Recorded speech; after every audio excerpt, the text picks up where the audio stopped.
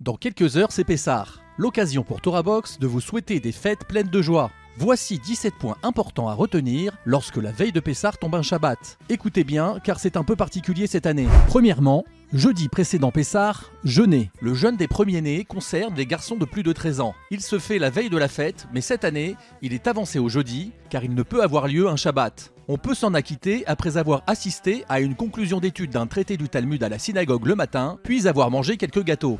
2. La recherche du Hametz. La Bdikat Hametz est avancée cette année au jeudi soir, après la tombée de la nuit. Troisièmement, vendredi précédent Pessah, se raser. Faites-le avant Shabbat, car de Pessah à Lag Baomer, soit pendant 34 jours, ce sera interdit. 4. Détruire le Hametz. Il faut le brûler avant l'heure mentionnée dans les calendriers. Attention, on ne récite pas encore le bitoul. On le fera Shabbat matin. 5. Laver les habits dont on a besoin pendant la fête. Car pendant Pessah, c'est interdit. Faites-le de préférence avant l'heure de Chatzot. 6. Aller au mikvé. Coutume très conseillée pour les hommes à faire après la mi-journée. Trempez-vous 7 fois et lors des immersions, pensez à s'améliorer dans le domaine de la colère. 7. Offrir un cadeau à sa femme et à ses enfants. C'est obligatoire. Friandises pour les enfants ou plus. Vêtements ou bijoux à son épouse selon ses moyens. Le Talmud affirme que c'est le meilleur moyen de s'enrichir.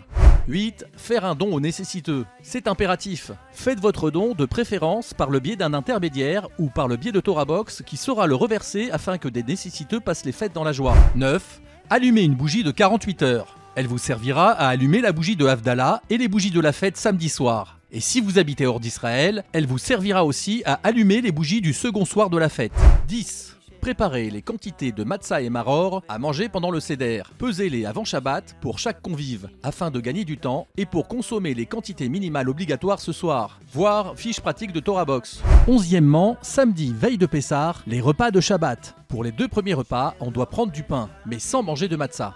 Il y a 2 possibilités. Soit on ne veut pas de Hametz chez soi, alors on utilise de la matzah pétrie avec des jus de fruits. Soit on mange un peu de pain Hametz dans un endroit facile à nettoyer, en préférant des pitotes plutôt que des chalotes. Puis on termine le repas avec des aliments cachers pour Pessah. 12. Fin de consommation du Hametz. Le Shabbat matin, on doit finir de manger le Hametz avant 11h37 à Paris, 10h31 à Jérusalem. Vérifiez sur un calendrier selon votre lieu d'habitation et s'assurer de bien nettoyer sa bouche et ses appareils dentaires. 13. Détruire le Hametz. Les restes doivent être jetés aux toilettes avant l'heure mentionnée dans les calendriers. Il est interdit de les jeter à la poubelle. Puis on récitera le bitoul, l'annulation inscrite dans le livre de prière. 14. Seuda Shlishit, Shabbat après-midi. Comme le pain est désormais interdit, il existe plusieurs solutions. 1. Consommer au moins 30 g de viande ou de poisson. 2. Manger des fruits ou des légumes. 3. Pour les séfarades, permis également de consommer de la matzah hachira. 15. Reposez-vous et faites dormir vos enfants, afin d'être frais et qu'ils restent éveillés jusqu'à la fin du Seder pour accomplir au mieux la merveilleuse mitzvah de raconter la sortie d'Égypte. Il faudra le faire sans le dire explicitement puisque c'est Shabbat. 16. Préparation pour le Seder. On attendra la fin de Shabbat pour dire Baruch Hamavdil Ben Kodesh les Kodesh. Ne pas oublier d'allumer les bougies de Yom Tov.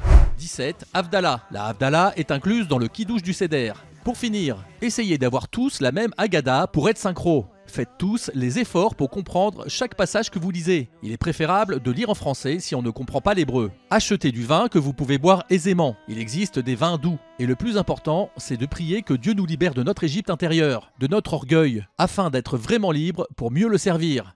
L'équipe TorahBox.